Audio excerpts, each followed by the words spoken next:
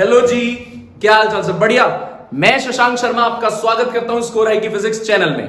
जैसा कि आप जानते हैं कि हमारी फॉर्मूला सीरीज चल रही है, जिस फॉर्मूला सीरीज में हम चैप्टर नंबर 3 और 4 कंप्लीट कर चुके हैं। आज हम चैप्टर 1 के सारे फॉर्मूले एक ही शॉट में देखने जा रहे हैं। आइए फटाफट से चैप्टर 1 के फॉर्मूले स्टार्ट करते हैं।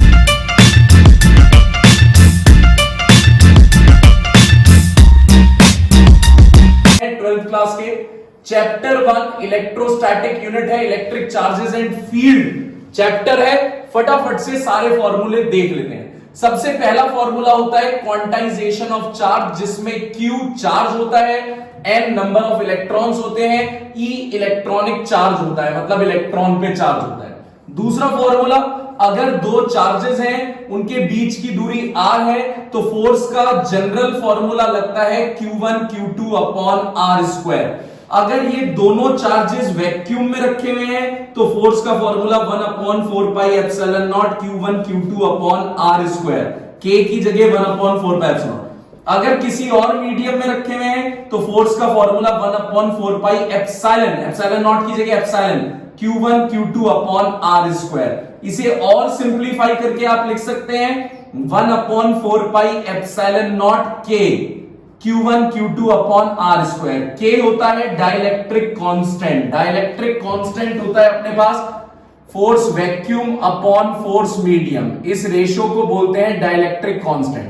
अगर आपको कूलॉम्स लॉ का फॉर्मूला वेक्टर फॉर्म में लिखना है तो k Q1 Q2 अपॉन r cube r vector, r square की जगह r क्यूब हो गया और ऊपर एक r वेक्टर और लग गया, अगर आपको वेक्टर फॉर्म में लिखना है। अगर ये चार्ज है और इसकी इलेक्ट्रिक फील्ड आपको यहां पे निकालनी है, किसी भी पॉइंट चार्ज की इलेक्ट्रिक फील्ड निकालनी है आपको इस जगह पे, तो इलेक्ट्रिक फील्ड का फॉर्मूला होता है 1 अपॉन 4 पाई epsilon naught Q upon r square. यहां पे सिंगल चार्ज आता है और यहां पे फोर्स थी तो दो चार्ज थे।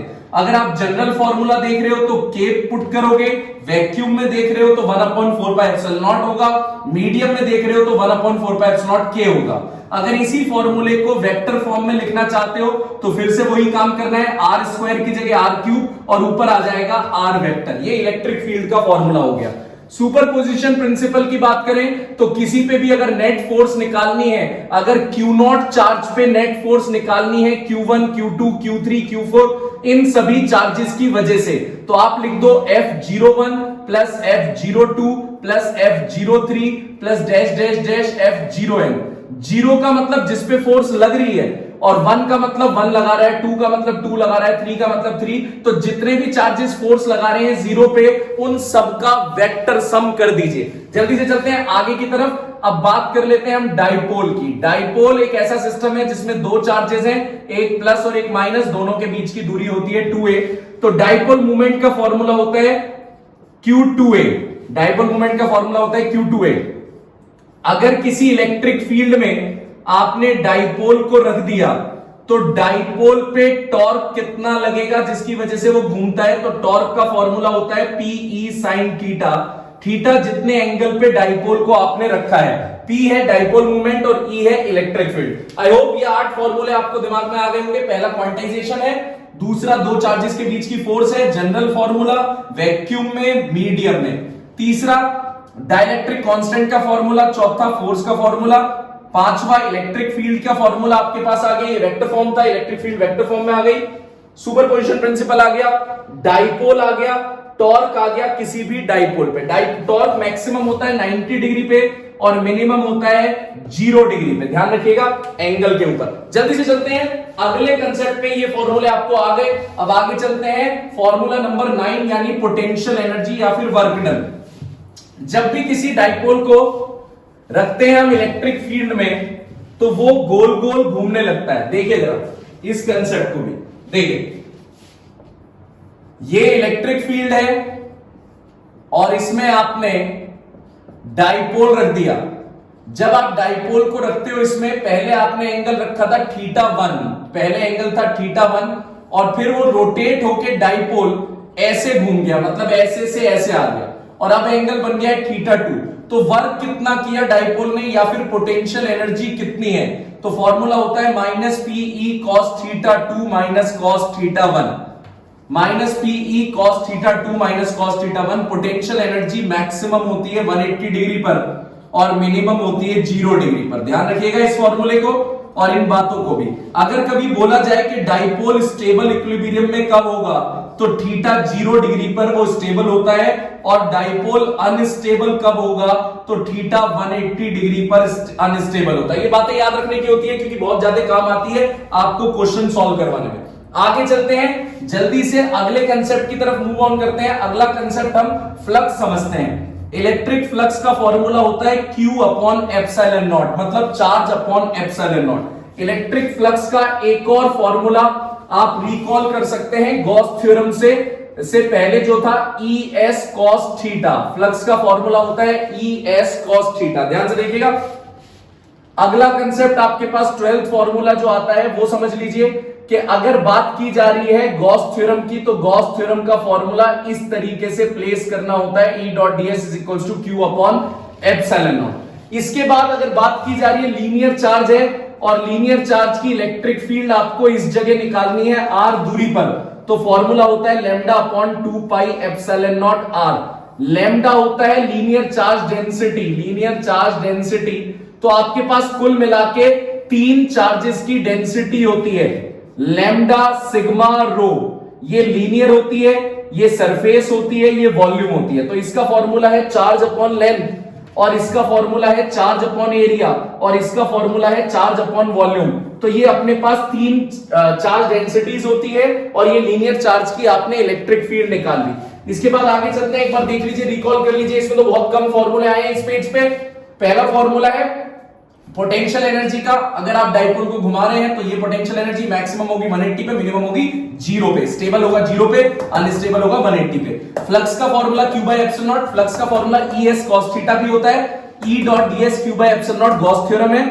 गॉस थ्योरम की मदद से इलेक्ट्रिक फील्ड निकाल रहे हैं पॉइंट P पे। देखिए आगे चलते हैं। इसके बाद अगला फॉर्मूला हम रिकॉल करते हैं, फॉर्मूला नंबर 14। ध्यान से देखते रहिएगा, सारे फॉर्मूले जल्दी से जल्दी रिकॉल करने, एमसीक्यू में डायरेक्ट काम आ जाएंगे, चैप्टर वाइज हो जाएगा। देखिए अगर मेरे पास कंडक्टर की बात हो रही है और बाहर इलेक्ट्रिक फील्ड निकालनी है, सरफेस पे निकालनी है और अंदर निकालनी है। जल्दी देखिए, बाहर इलेक्ट्रिक फील्ड आपको निकालनी है ए पे, तो 1/4 pi epsilon naught Q by r square. ये डिस्टेंस r है। बी पे निकालनी है तो बी पे इलेक्ट्रिक फील्ड होती है sigma upon epsilon not, maximum होती है बी पर इलेक्ट्रिक फील्ड। फिर आपको सी पे इलेक्ट्रिक फील्ड निकालनी है तो 0 होती है कंडक्टर के अंदर इलेक्ट्रिक फील्ड। इसी वजह से ग्राफ ये बनता है इलेक्ट्रिक फील्ड का। इलेक्ट्रिक फील्ड का ग्राफ ये बनता है क्योंकि अंदर इलेक्ट्रिक फील्ड 0 होती है, सरफेस पे मैक्सिमम होती है, और बाहर जाते जाते इनवर्सली प्रोपोर्शनल होता है r स्क्वायर के।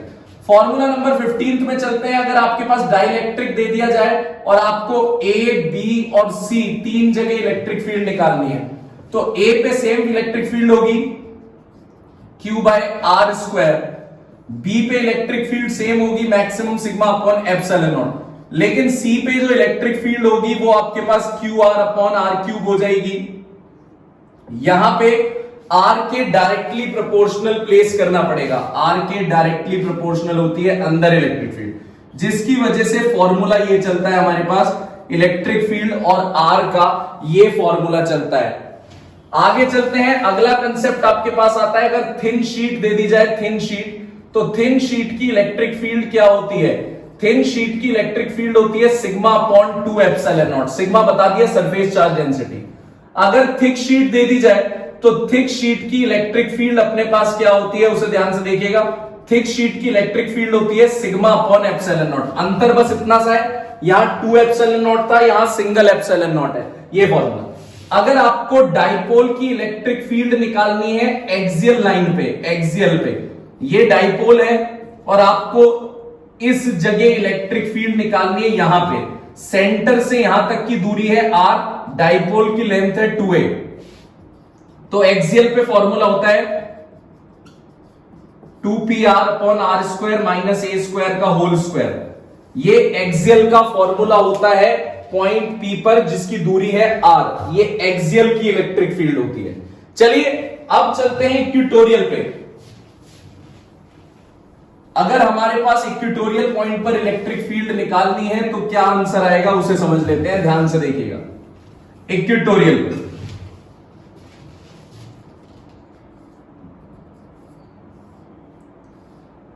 इस पॉइंट पे आपको निकालनी है, टोटल 2a है, इस पॉइंट पर आपको इलेक्ट्रिक फील्ड निकालनी है इक्वेटोरियल पे।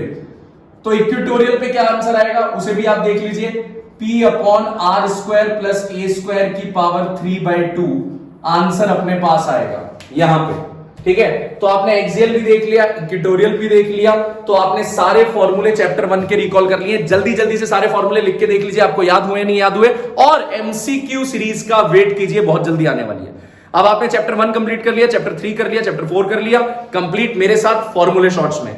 अगर कोई भी आपको डाउट हो तो प्लीज जरूर कमेंट कर दे, और चैनल के सपोर्ट के लिए बिना सब्सक्राइब करे मत जाएं। तब तक अपना ध्यान रखिए, बाय देन।